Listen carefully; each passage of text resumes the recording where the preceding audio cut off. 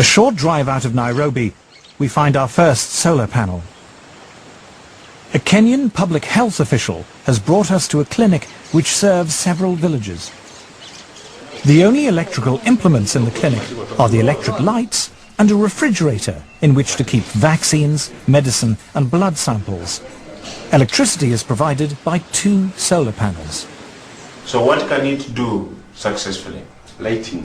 Lighting only? Yes. What happens when you put lighting plus the refrigerator and others? What happens? It sounds an alarm. It sounds an alarm? Yeah. Then can we maybe see that?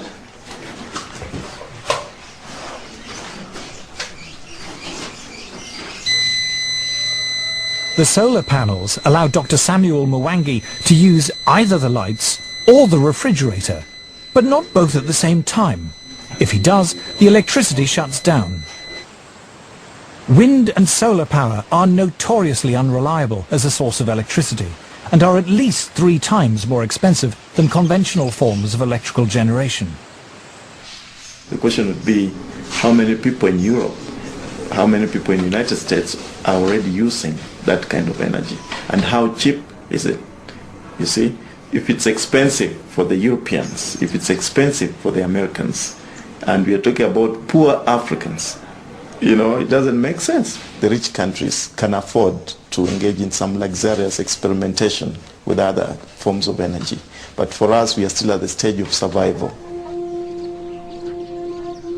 To former environmentalist Paul Driesen, the idea that the world's poorest people should be restricted to using the world's most expensive and inefficient forms of electrical generation is the most morally repugnant aspect of the global warming campaign. Let me make one thing perfectly clear. If we're telling the third world that they can only have wind and solar power, what we are really telling them is you cannot have electricity. The challenge we have when we meet Western environmentalists who say we must engage in use of solar panels and wind energy is how we can have Africa industrialized. Because I don't see how a solar panel is going to power a steel industry, how a solar panel, you know, is going to power maybe some railway train network. It might work maybe to power a small transistor radio. I think one of the most pernicious aspects of the modern environmental movement is this romanticization of peasant life and the idea that industrial societies are the destroyers of the world. One clear thing that emerges from the whole environmental debate is the point that there's somebody keen to kill the African dream, and the African dream is to develop.